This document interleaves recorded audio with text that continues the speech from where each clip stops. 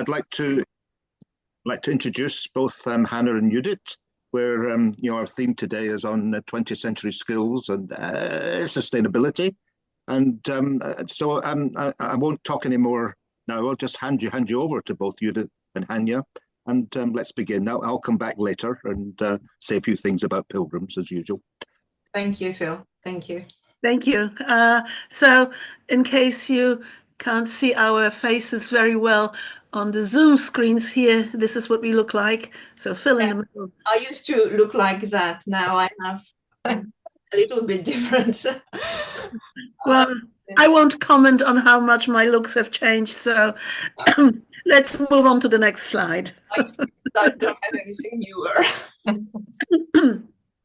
I would like to start with a short trip down the memory lane to do with the sustainable goals, the Agenda 2030. And I would like to highlight how much Pilgrims have been involved with the developments, because 2015, it was when the United Nations became officially accepted the 17 goals, as you can see them on the screen and at the cover of the book, which was a book published 2 years later. So see how ELT world quickly reacts to what is happening in the world. 2017 British Council brought out the publication Integrating Global Issues into the Language Classroom, edited by Alan Maley. You can, by the way, download it for free from the internet. If you cannot find it, please get in touch with me and I will be very happy to share it with you. I can send you the PDF or the link. Full of fantastic ideas. And the book was published 2017, early spring. And at that time, Alan Maley contacted me and said, Hanya, we have got to overspill. We have got some wonderful ideas that could not be put into the book, into the publication. Will you have room for it in HLT? And as you can see, the Humanizing Language Teaching Mag, June 2017, we had all the articles published there, including Judith's article. Judith, say two words about your article. Do you remember? I remember. It's a very long article, and basically it is on the 14th goal. This is about the sea. The sea is very funny because I come from a landlocked country, but I really see, and I understood how what I do here might even affect this. And this is all about the sea for kids. A lot of a whole process, which could be a whole unit on the sea, kind of you can get into that process at different levels, and the activities can be one-off. So it's very, I suppose it's very practical and hands-on with descriptions and materials. So thank you, Judith. So make note of this publication, editor Alan Maley, plus extra activities in Humanizing Language Teaching, June 2017. And 2019, and Jim Wright asked me to start thinking about a proposal for Sustainable Goals course run by Pilgrims. But you know what happened, end of 2019, Jim died, and then COVID came, and then Brexit. So the courses didn't run, but the ideas and the plans to run courses on the subject are there, and we're going to run one in the summer. So I think we have been always involved with this. Now, one of the things that has been always on my mind is how many sustainable goals there are. I mean, when you think 17, if you want to take them on board in the classroom, it's really, really a lot. And you could say, so many, I give up, or you just focus on one like the sea, for example. However, what is worth bearing in mind is that sustainable goals get grouped, and this is not one way of grouping cast in stone, as it were. There are different ways of looking how to group them and address them in bulk. And I think it's a very good idea that you don't select one, but you select a group. And I just Googled grouping sustainable development goals, and you get different examples. This one has got a proposed way by a sort of group around governmental bodies, whereas this is another group which is the to do with banking organization.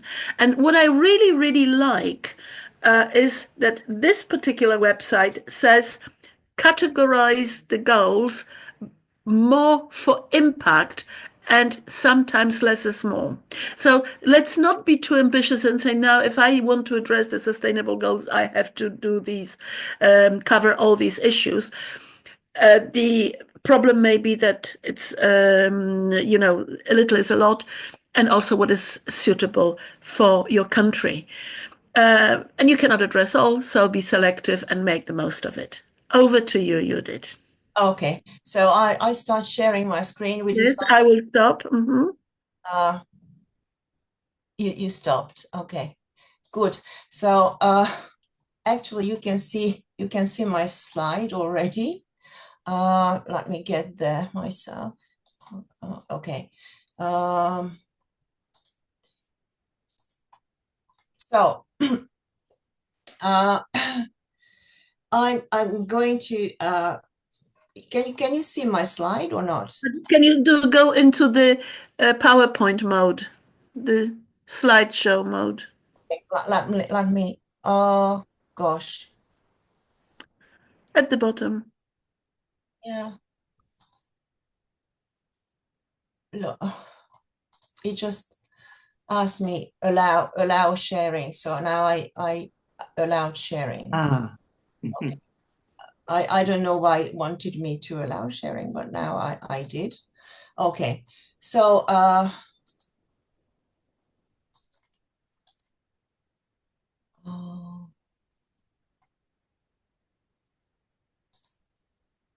one more. Okay, so this is where Hanya finished, and I'd like to continue from here. So for choosing content topic for your lessons on sustainability, this system, the simplified system Hanya suggests, is a very good thing to do. But when we deal with sustainability issues, we don't only want to pass knowledge on the learners, but we want them to acquire skills. And for skills paired with sustainability education, we have two frameworks. Actually, basically, this two frameworks are mentioned most of the time. So one is the 21st century this is the 21st century skills, and the other one is the global skills. And if you compare, I don't know how to get rid of this here. Go away. Go. Okay. All right.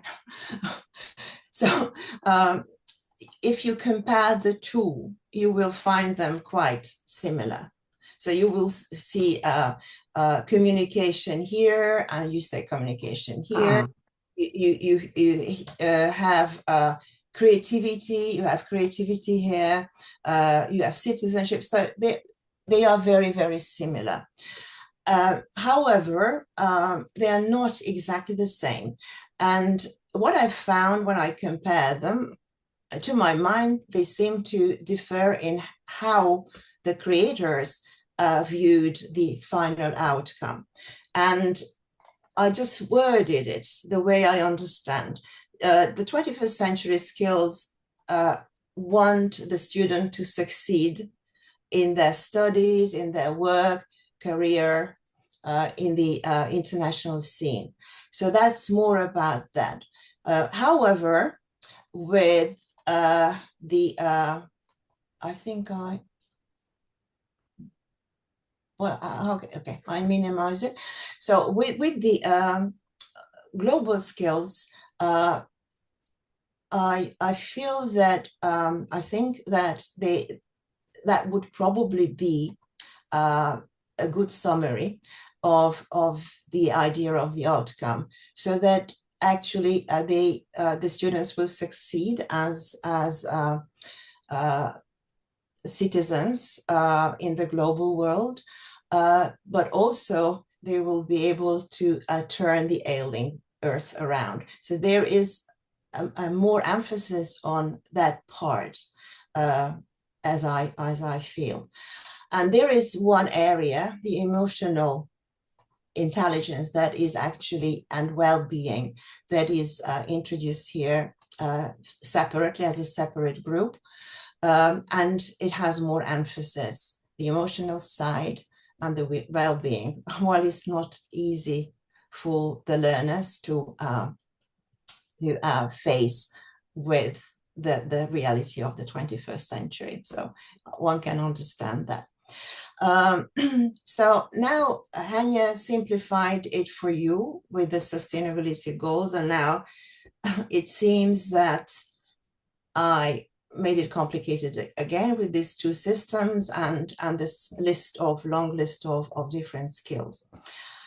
But don't despair, because there is one way to look at the skills that makes it a lot more simplified, because we believe that there are 3 skills which using those skills and focusing on these skills will actually lead to a very complex learning experience, and very, very motivating also, potentially. So what are those 3 skills? If you read the blurb, you can probably say it. Can you? You remember? No, I can't. You can't. Okay, so I'll show it to you. It's a month ago. Thanks. Yes. Ah. I call them the 3 lengths of education. Ah, yeah, very good. Ability. Okay, reflection, empathy, and critical thinking. Now, the question is, why these 3? So, and what are these 3? So, reflection is all about the learner, the subject of the learning, and about their feelings, their experience, and what they can do, and what they like doing. So this is an awareness of your own mind, or your own practices, your own acts, your own feelings. And I think starting with the learner is always a very good foundation for anything.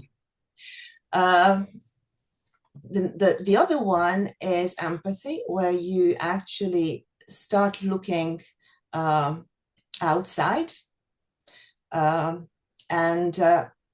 in a very deep way, in an inside manner, so to speak, when you understand what's happening to people and things. I mean, it can be a tree, it can be a polar bear, what's happening to them, and you wonder what it feels like to be them in that particular situation, and you feel for them, you feel with them.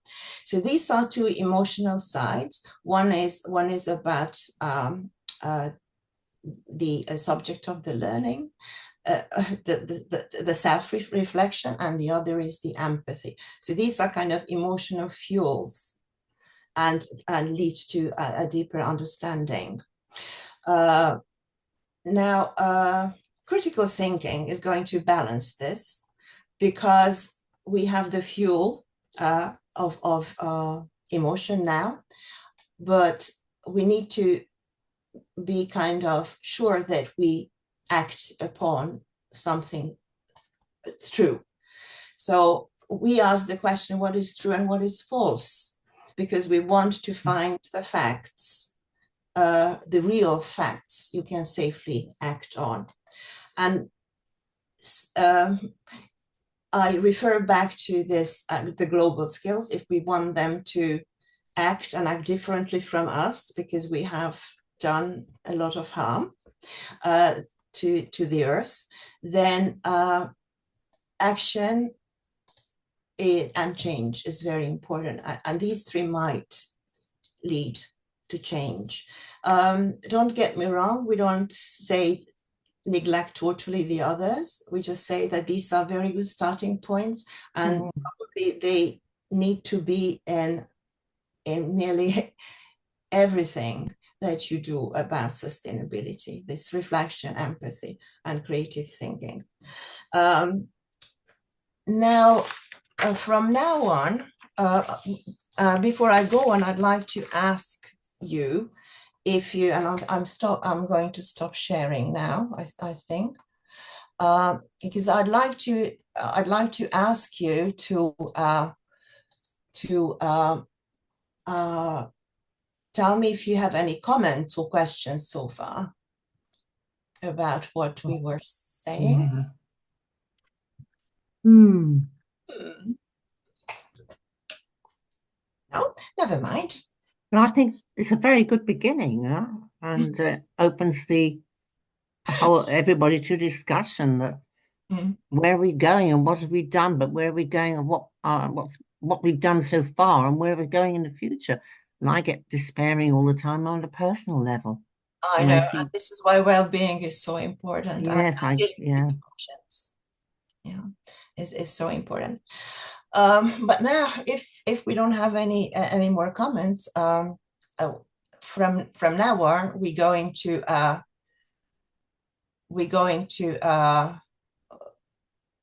the reflection. I think Ah, I don't need the slides now. okay.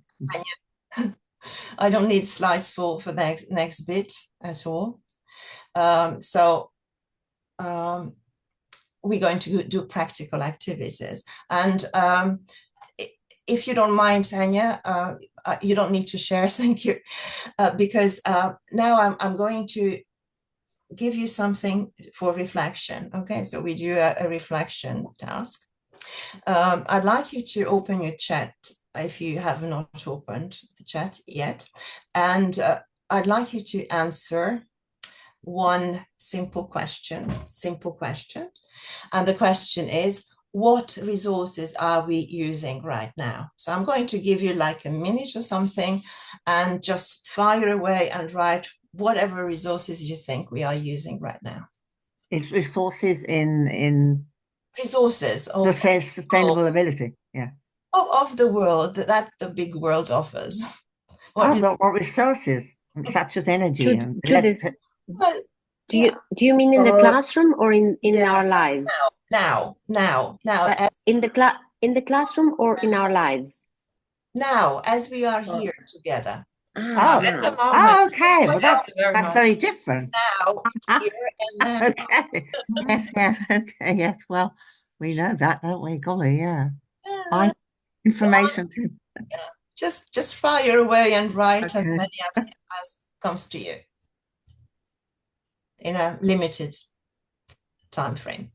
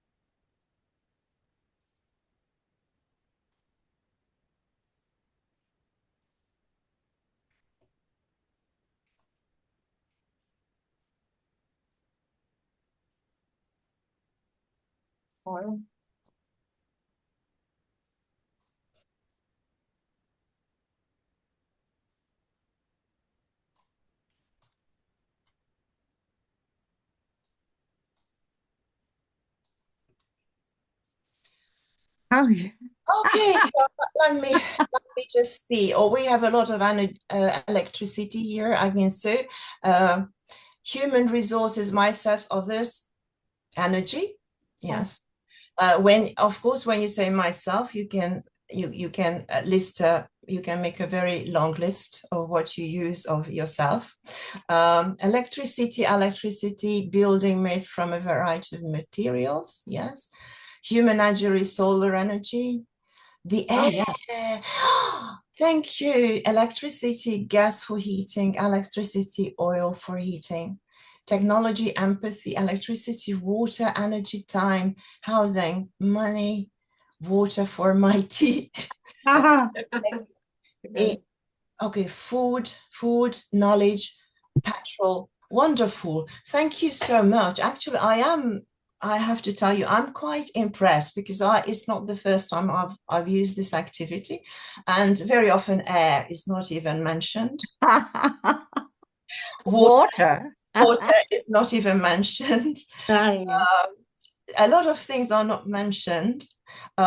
Human resources not mentioned. Your food is not mentioned. I mean, that's a funny world. But this activity may show us that we are very expensive. Okay, and we can get into discussing how are we actually sustainable here? Are we sustainable here doing this on sustainability? So that is a debatable thing. And Hanya goes, no. You muted, my dear Hanya. I remembered a silly cartoon years back, and then I just imagined it, what could we use instead of the computer? Sit on the top of a hill and send smoke signals, right? Yeah. And that was this kind of chieftain sitting on the top of a mountain dictating to his tribe member in response to your letter of the 25th of January, and he was making the necessary signs. So just imagine smoke signals to communicate as we are communicating now using the internet. But you know what we haven't thought of? It just occurred to me. We haven't thought about cooling the servers and the energy consumption for cooling the servers are being used right now as we use the internet connection. I don't know how you do that. Yeah, and we can also argue just for us to meet somewhere physically that may have been less sustainable. So you can have arguments. Okay. Also, sharing human ideas and knowledge, is this the most sustainable? I don't know. So good idea. That's very good. You can have a debate on that, which I'm not going to run here, I'm afraid, because I'd like to share two resources. Actually, the same website, but two parts of the website, and you have the links there already in the chat. So I'm going to share the screen, and I'm going to show you the first one. Okay, so this is a footprint calculator. So this is the individual part. So if you talk about how sustainable your lifestyle is, this is where you can go with your learners, and you just take the test. Okay, so if you start the test, you go through it. I'm not going to do it, obviously, but it will ask you questions, and it will calculate your result, and it will tell you if everyone on Earth had the same kind of lifestyle you have, how many Earths would we need? So it will give you how many Earths, and I am ashamed, but I think it still has my mine. It is, I think that is I did it last April, and it was nearly four Earths that it would take. Oh. Yeah, my lifestyle. So I really, and once you have this, then you have a summary, and you can have some more information about the facts and figures, and if there is a feeling, think how you feel about it. You can and you can explore your data, and you get some solutions also. So that this is one website I wanted to show you. And the other one, do I have it open? I really don't know with Zoom how to get, I think, no. Yes, the open data platform. This is about countries. So you can check your country. The greener a country is, the more ecological reserve they have, and the redder they are, the more they are in deficit. Basically, they are using more than they have, and some a lot more. So I'm from Hungary. So this is Hungary, and it goes to only to 2020 here. I don't know why. And you can see how it changed. Okay, so this is a global hectare. Mm-hmm. So this is per person, and it changed. And the most recent data we have here shows a deficit of minus 1.2 global hectares. So we are in light deficit, but some other countries are in more deficit. So this is something you can also work with. Okay, so about reflection, this is what I had about reflection, and I think Kanya has more ideas for you. So I stop sharing. Mm-hmm. So Judith has shared with us some fantastic websites that can be used to sort of reflect and to realize what we are doing or what we are not doing.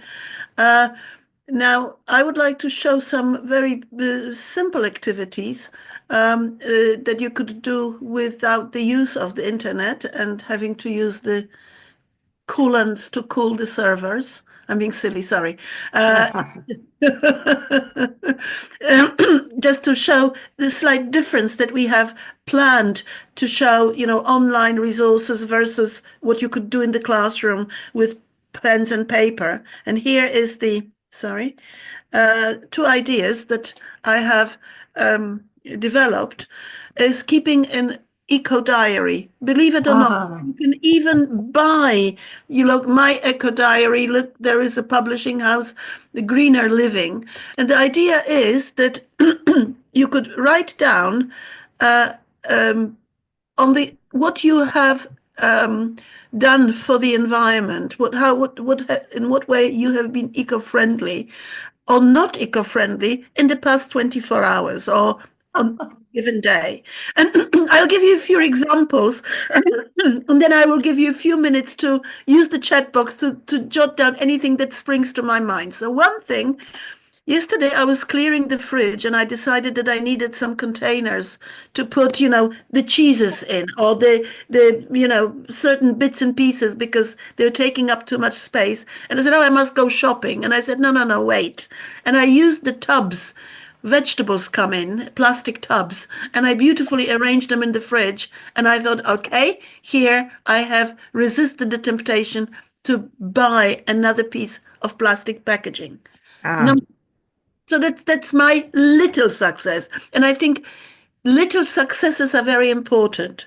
And to be aware that, okay, we cannot save the whole world, but we can do little things, train ourselves. Another example, and then it will be over to you. I work at a university where there are terribly it's a private university, so they want to keep everybody happy. So the heating is turned on full blast. Every lights are turned off. So I am the one who, when walking down the corridor, switches off every second light. Or when I come into the room and the heating is at full blast, I turn it off. Or when I come in and the heating is not turned on, I turn it off. But I remember turn it on, and I remember to turn it off when I leave the classroom. So by doing little things, I think I can train myself. So can you write in the chat box what you think you have done? A little thing. Turning off the tap while brushing your teeth counts. An old cookie, but it's fine as well. Okay. Yeah. So can you write things in the chat box?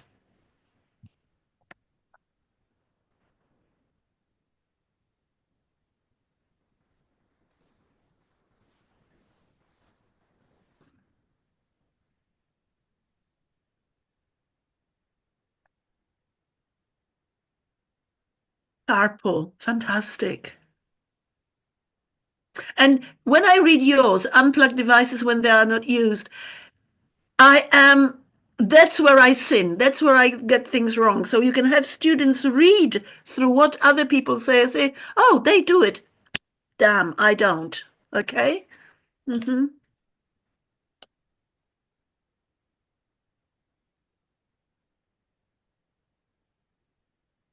Whatever that means, I'm not very clear there. Sorry? I'm not being very clear about trying to. Uh-huh. Lemon and tangerine peel. What does that mean? Using lemon tangerine peel for potpourri. To make it smell nice. Okay. Oh, yeah, okay. Oh, yes. Or you take an orange and you put cloves in them, and then the room smells. Yeah, okay, I've done it also. My kids did it at kindergarten and brought it home, the orange with the cloves. Thank you. So can we stop at this? So you got a feel of the activity. So people write in the chat box or on the board, or write on slips of paper and stick them on the board, and then read and comment, and little natural discussion develops. And it's little successes that you want to share, but also you learn from each other. Oh, she does it. Oh, or somebody may say, oh, I reuse a plastic bottle I buy, and then we can talk about it, how healthy it is, because it's about microplastics. So there may be, somebody's success may not necessarily be a success, but we can talk about it. Alternative for the little ones, a different type of diary. And here again, I am adopting a diary that is available on the market. It's called the Planner for Children, and it's in Polish, right? And it basically says the children can count their little successes. So I get up and make my bed. I eat breakfast. I brush my teeth. I get dressed. So the little things that can the child do themselves or learn to do.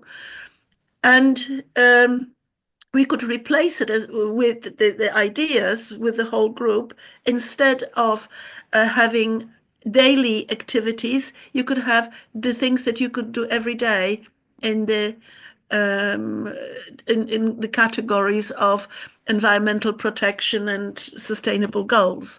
And sustainability, if you want to talk about in a broader term, it may be also I was good to animals, and I fed the birds not bread, but the right kind of seeds. Gosh. In my area, everybody goes to the seaside and feeds leftover bread from Christmas to the birds, which is a crime. I mean, birds. Oh dear. A very popular pastime. So these kind of things, good habit formation. So I think these are two nice activities that I would like to share with you. The next activity is something called the climate barometer. Can you see okay the categories? Is it big enough? Yes. Okay. And you can download it. This is available online.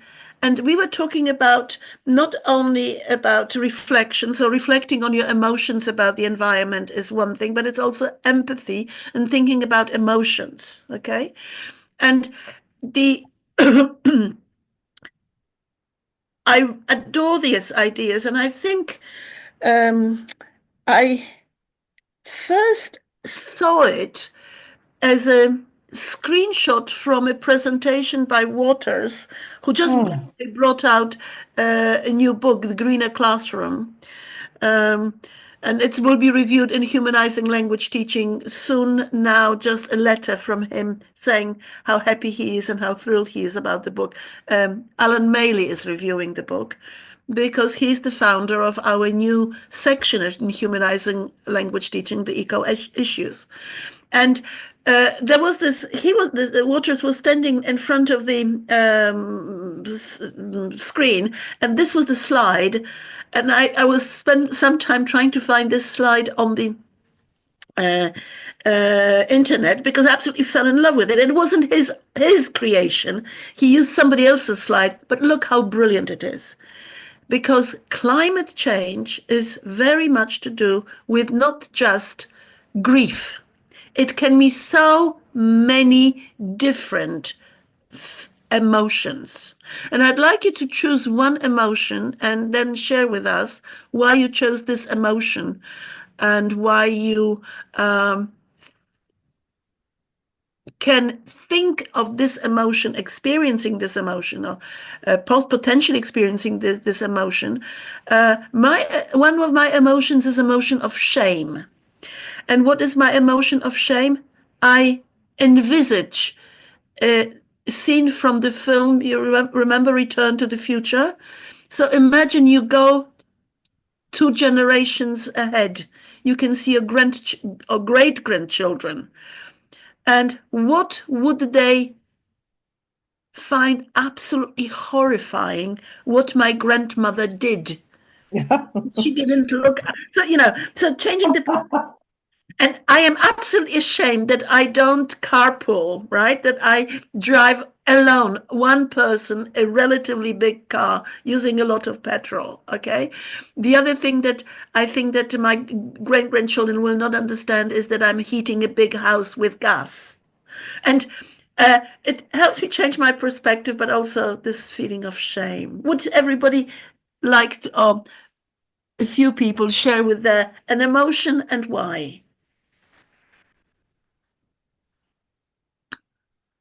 We should write it down. No, just say it. Come on, say it, Monica. Okay. I would feel outraged when I see all the plastics on beaches in Asia or in other beaches. So, Gillian. Yeah, it's the plastics. My mother never had plastics, of course. No. And there was no central heating either. We all had colds, but we all survived. But coal, I mean, how horrified I am by my parents who used coal and were sitting by the coal fire, the pollution that you inhaled, no wonder that people died of lung cancer. Yes, that's true. Phil, something from you? Any emotion?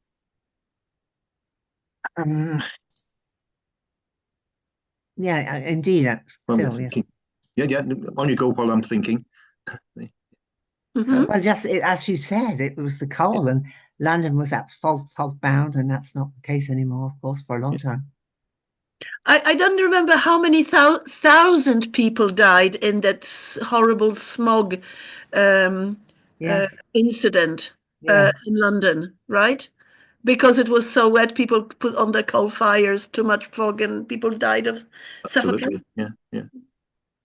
So you get the idea that it would take much more time, to work through the emotions or selectively through the emotions.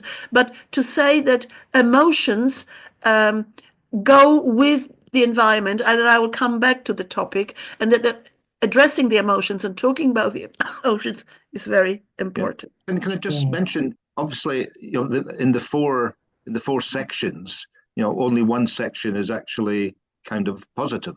Is that on purpose? I don't know.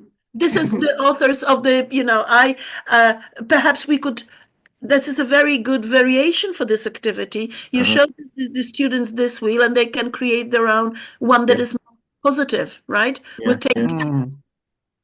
So I think, thank you, Phil. This is a fantastic idea. I never kind of noticed the four in the middle. I always focus on the ones outside. So there we are. There we are. So it's a variation how to make it more positive and more looking into a positive future. Okay, now over to you, Judith. It's okay. I just suggest it would be a good idea, instead of positivity, to have the I don't need the slide now. So to have the opposites of the negative things, like sadness, joy. So yeah. I suppose it's how you actually change a negative into a positive. Yes. Reframing. Okay, so now I am a bit worried about time, because the breakout room activity would be more than 10 minutes, and we still have creative thinking to deal with. Not creative, but maybe with this number we just stay in the group. Yes, I think it makes sense. But I'll leave that up to you.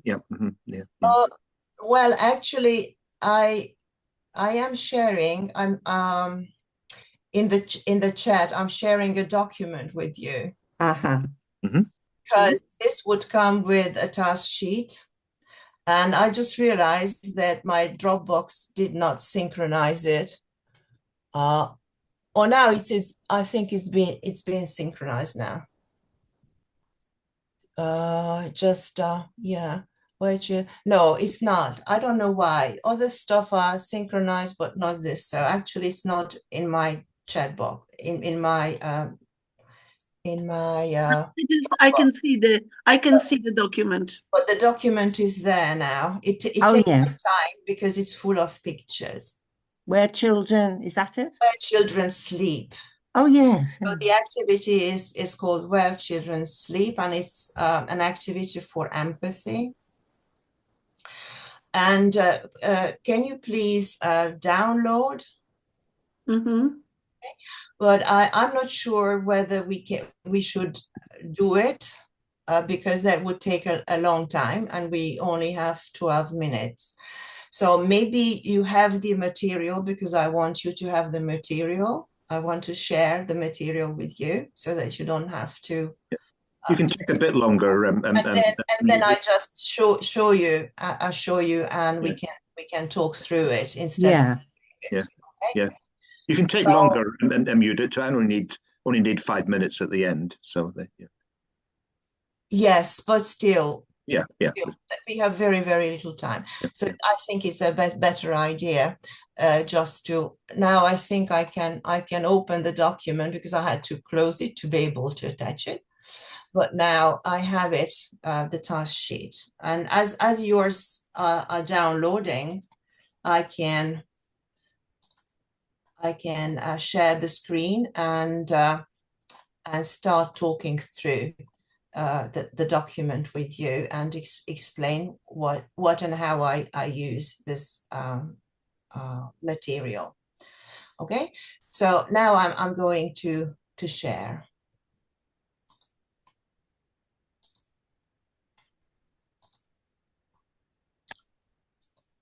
And yes, here we are. Yeah. And actually, it starts with instructions. But I'll show you the pictures first. What we are going to use. So the pictures, I have 14 pairs of pictures that show a child and the place where they sleep. Sometimes it is a room, sometimes it is like a palace, sometimes it is something very different. And you will have quite a lot of them to choose some. Here I would have asked you to choose a pair of images, so one child with one room. And yes, and imagine that you are that Oh, child, and this is where you oh, sleep, and you introduce oh, dear. but you don't Oh, show the image, and you don't say which picture, but the picture pairs have numbers, and people will guess. So for listening, but this was just an idea for now, because I have been using this, and I used face to face, and face to face I separate the child from the place where they sleep. And first I asked people just to choose a child, and then later they chose where the child they think might sleep. Okay, yeah, and they actually again uh,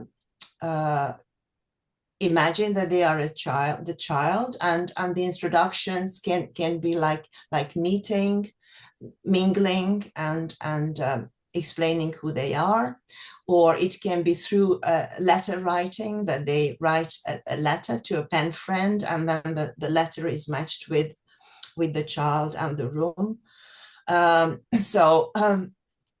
This can be done like that. It can be invitation, that the child invites another child uh, to their place, and they imagine that they are there, what they say, what they tell each other.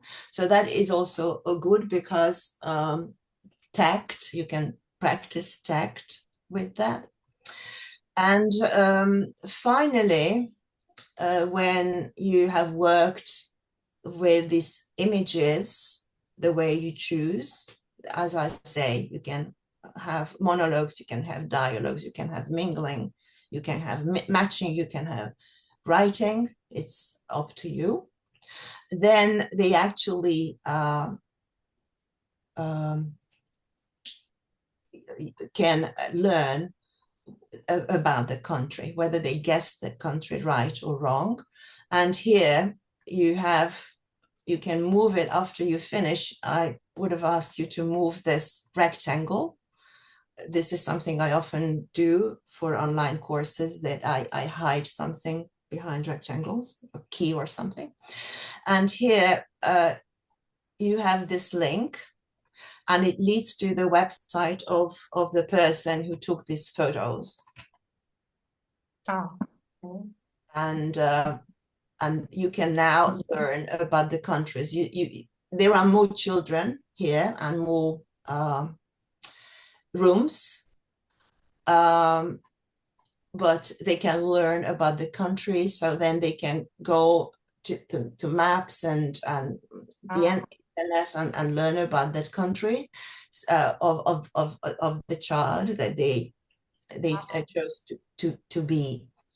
And I use this activity basically to introduce the idea of the global north and the global south. I don't know whether you know about that.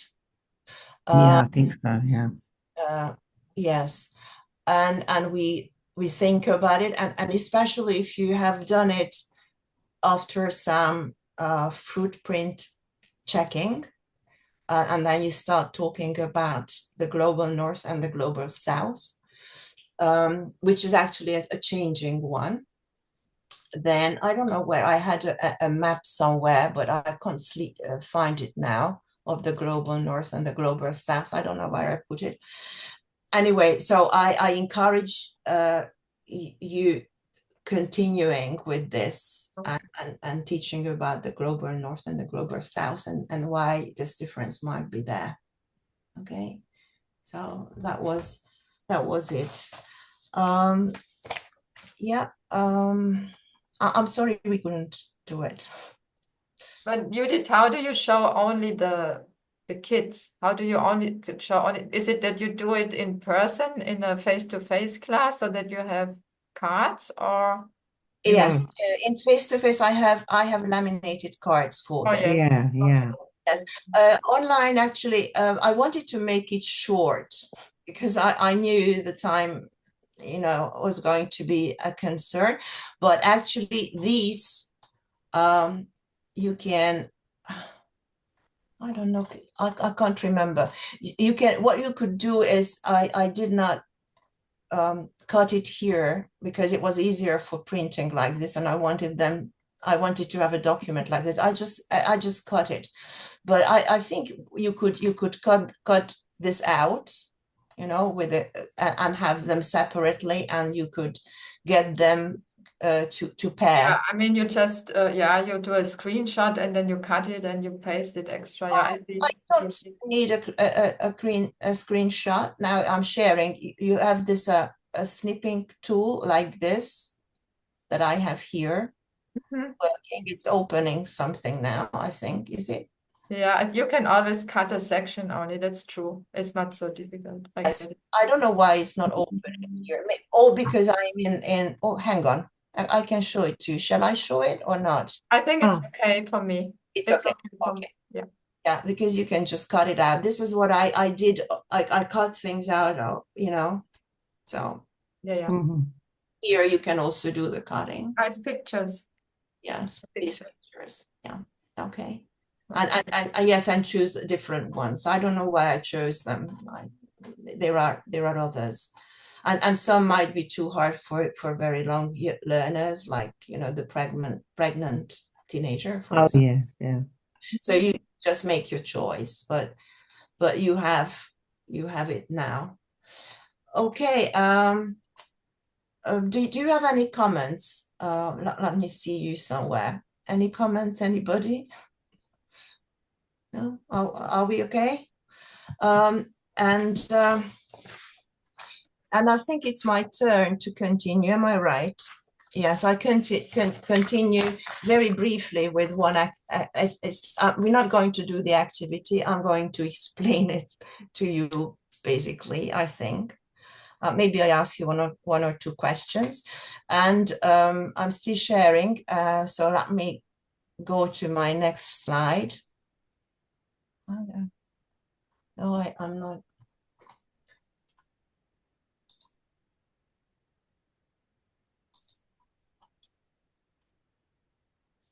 And I have okay, I think we're here. So yes, what I'd like to show you is an exercise in an OUP book, Clear World 3. I don't know whether anyone knows this series. No. You don't? No. It is one of the few CLIL courses, and and this is a unit 9, and it's about how you learn about history. So how can we learn about history, as you can see here? And this lesson focuses on first, just to list the ways, and then practice how to use images, how to use a song, lyrics. I mean, okay. I'm not commenting on this one. Okay, and also old objects and old writings. And I'd like to focus on this exercise 3, in this context. And I have it in a bigger version for you. You see that there are 3 images, and below each image you have a sentence starter. So the first is people wore, the next is people ate. In the past, of course, it means people traveled by. Okay, so my original. Judith, yes. Can you share your screen? I am sharing. Yeah. You're not. Yes, Are you? I was sharing. Okay, sorry. I'm not being seeing. shared. Sorry. Yeah, It was being shared. I I wondered saw what it. they'd say about those ladies in those lovely white dresses. Yeah. What age your children I'm are. not seeing it. Yeah, but actually, my idea was that you write in the chat, but now maybe we just say, just to make it. How old are these children, please? Sorry? How old have the children seen those pictures?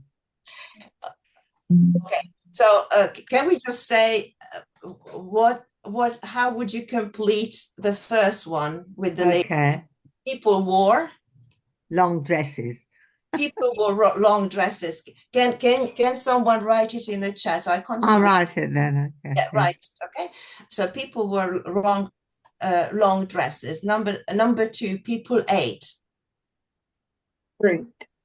fruit. Can you please write it in the chat so that we have people ate fruit. Okay. People ate fruit. And people traveled by Boat. By sailing ships. by sailing ship or by boat. You can write both of them. Okay. So we have these three sentences now. In the past, people wore long dresses. In the past, people ate fruit. And in the past, people traveled by sailing ships or sailing boats. Okay, so these are our three sentences. So now let me just ask you how you feel about the content of these sentences. Are you happy with the contents? I mean, people still wear long dresses and people still eat fruit. Yeah, okay. And they rarely travel by sailing boat, but they do if they are sport people to cross the Atlantic by sailing boat. Mm-hmm. So your main concern is that people still do these things, not only in the past. Mm-hmm. So you don't like that. It's not precise enough or something. Yeah, because they wouldn't have survived if they just ate on fruit. So you should specify the type of dress and the type of sailing boat, perhaps. And the type of it, not just fruit. People wouldn't survive if they just ate fruit. Yeah, well, but it does not make it wrong because that's no, of course not. No, it doesn't say only ate fruit. No. My thinking was a little bit on a different kind of line. Yeah. And let me show what I mean. So what I did actually, I did pictures. I did not know the pictures, so I wanted to I wanted to identify the pictures. And the first one, I had this Walk on the Beach by Joachim Sorella, 1909, and Spanish. And I was thinking, okay, if you have this information, how could you make this sentence better? It's not just people wore long dresses. To the beach. For the beach, yes. No, or to the beach. People wore long dresses to the beach. To the beach, or when they were walking on the beach. Can you make it even better? You could even say people didn't wear swimming costumes. They're just I could be very naughty about what they didn't wear, but they wore long dresses on the beach.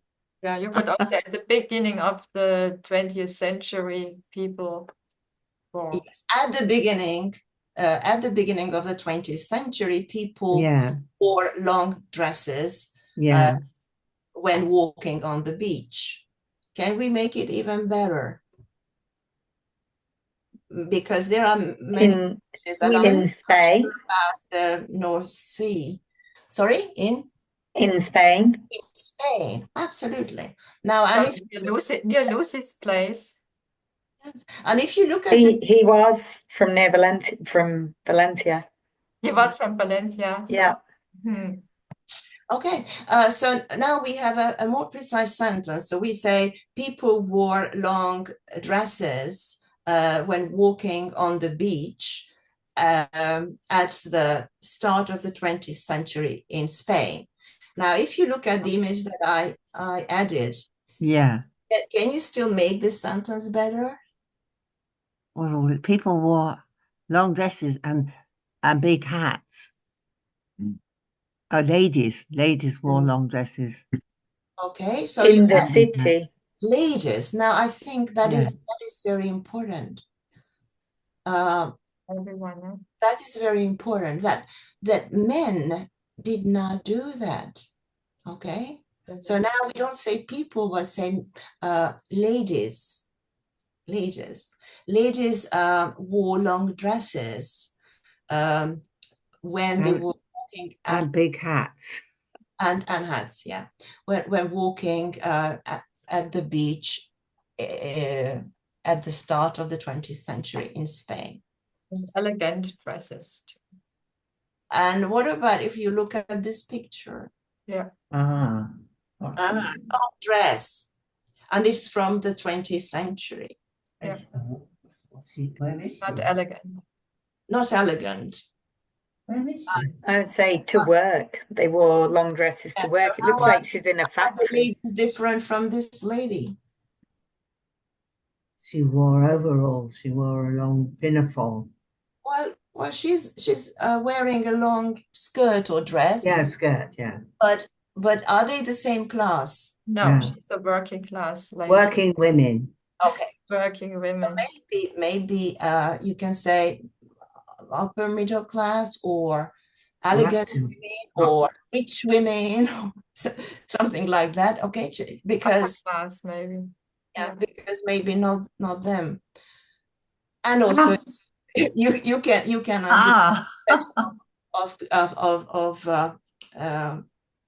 but we have Spain, so this is not really important because we put it down to Spain because and it's in Europe.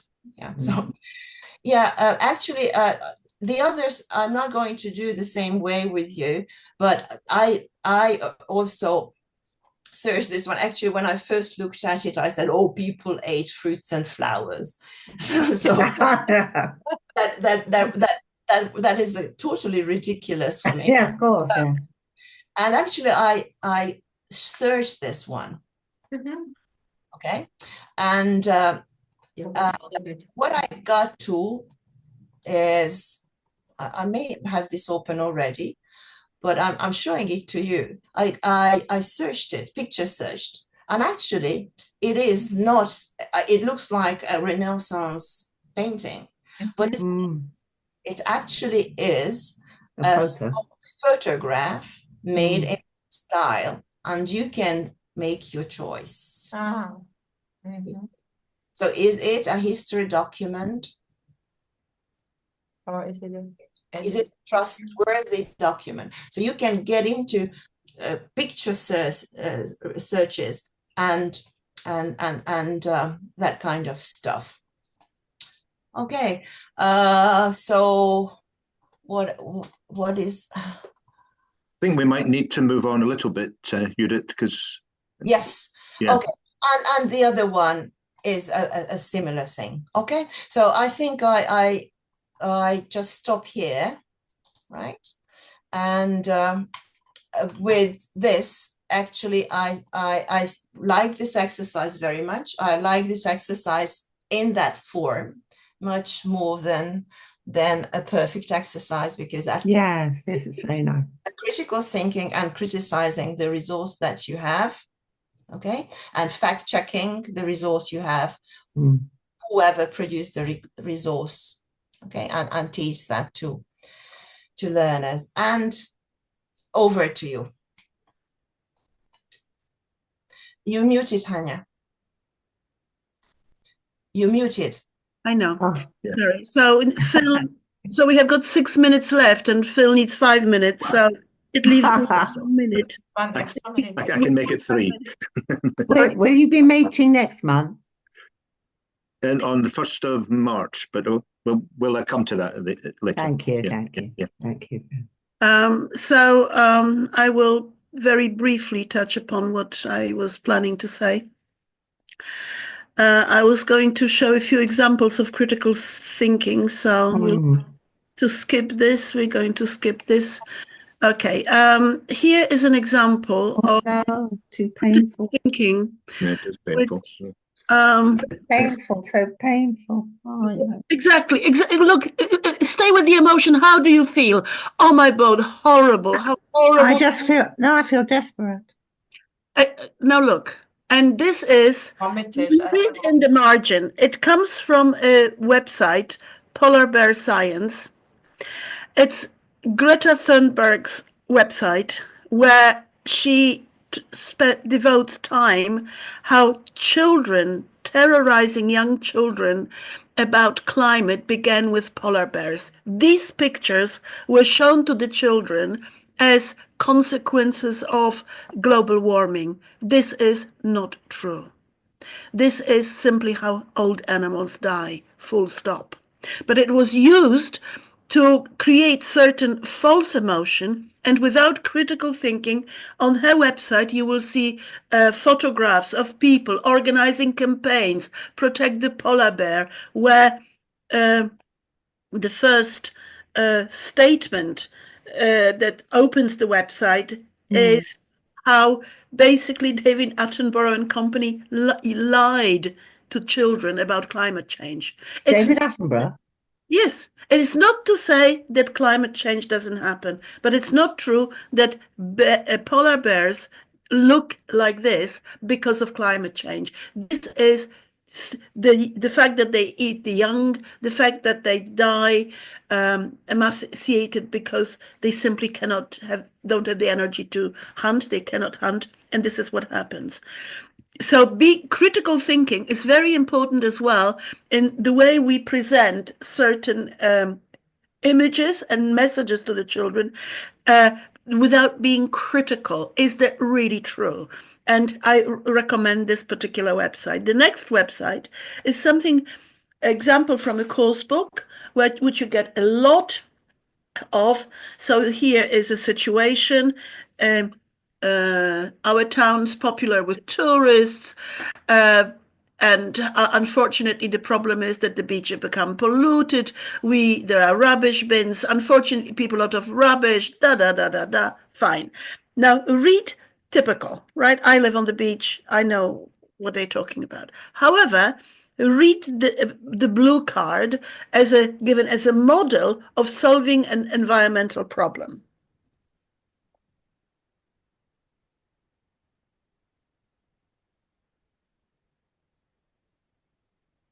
Yeah, the second suggestion is not true because there aren't any rubbish bins anywhere anymore since there were terrorist attacks a long time ago in London. But the first thing that I was taught when I was putting together this course for sustainability for pilgrims, I worked in cooperation with NGOs.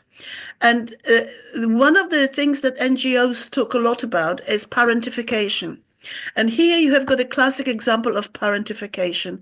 The older generation causes the problem. It's usually their cigarette ends, their beer cans, and the young generation is made responsible for cleaning up. Organize groups of young children. Now, I think fine, but have a grandmother, an uncle, a parent, a younger sibling, all together going, and not having younger children tidy up other people's rubbish. Parentification is the term. Really important to look at. Yeah, and my daughter is an environmental activist, and I was absolutely furious when we went for a walk in the mountains, and as we walked, she collected rubbish, right? And then she took a photograph and But look, she didn't have any protective gloves. She was with a small kid. So what did her emotions made her get carried away and protect the environment and clean the environment because the mountains looked horrible? Because she was doing something terribly irresponsible. And you have to feel responsible, but in the right way. And people need to be taught to be responsible in this way. Now, whenever we go for a walk, I take always a bag because when I go for a walk with my grandchildren in the mountains, I know there will be rubbish. I have a plastic bag, I have gloves, and I put the rubbish, I clean the place for us to be there and have a nice time, but in a responsible way, because this needs to be taught as well, and not in a sort of hooray way. So I think we have just touched upon different areas of sustainability and CLIL and feeling responsible, reflection, critical thinking, empathy. It's a very complex thing because it involves 17 different areas. This one photograph, Judith, you had of this pregnant teenager particularly resonated with me because when I was doing a talk on sustainability, and sustainable goals, I really focused on the environment as an example. But this lady couldn't wait to say, but what about women? What about the girls? What about and for her, environmental protection wasn't important for her. What was important was protecting women, protecting children, protecting girls. So I think we have got here a very good example to finish off what sustainability may mean in different places, and we need to identify that. And I think now we will close, and I will hand over to you, Phil. Okay, thank you. I mean, we could have spent 3 hours on this today. This is absolutely fantastic, and which is also why we're planning to run a course on it, which of course we can go into a much deeper dive. But can you tell us where this course will take place? Wait, we'll come to that. So I'll just rush through this. I just wanted to rush through those slides. I mean, here's a little text about what Pilgrims stands for, really. We talk about humanizing English language teaching, or any language teaching, or any teaching, actually. And I think this is a huge example of this. Sustainability is very much part of humanism. And this is just really a statement what we stand for.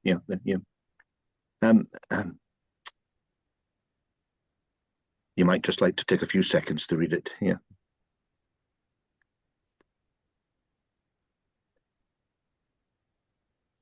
I mean, I would also say that what we've done today. I'm going to show you some examples of a few of the courses we're planning to run that may link with this. But I think it's a thread that really runs through everything that we do, all the teaching and training that we do. Yeah.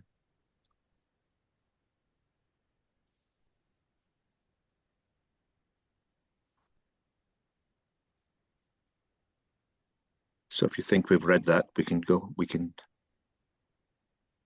Yeah, thank you. Okay, Hanya. Right, sorry, the next one. Yeah, thanks. Yeah. So we're actually running. We're planning to run 12 courses in the summer in July, and the full list you can get via our website. Oh yes. But these are the ones that I think kind of intersect very much with the sustainable goals and everything we've talked about today. Obviously, today was 21st century skills, and the course we're running is called 21st Century and Mediation. You can get the details of it on the website. I would say it links very much, and anything we do in terms of change actually focuses on leadership. And this course is actually just leadership for teachers. I think it links with primary, also the global skills through global issues, and I'd say very much links with inclusive practices, really, and that's another element of humanism. And but the full list of the 12 you can find on the website, and they're all 1 week courses. Yeah. Okay, and there is the website, and you can go to there and you can find more information. And of course, as you all know, our training now is in Segovia in Spain, in the wonderful city of Segovia. And it should be obviously saying training courses 2025, not 2024. Well, if you go to the website, it will say that. We'll obviously have to change the slide. That's right. On the website, it's okay. That needs to change. Yeah, and of course we have our Facebook page where we post everything from the conferences we've attended to HLT and the Teacher Training Journal, and we'll come to that in a second as well. And the recordings of the cafes, so you can watch the previous cafes. Yeah, on the Facebook, they're up on the website. You may have to scroll down to find the previous ones, but they're all there. And this one will be there, as well.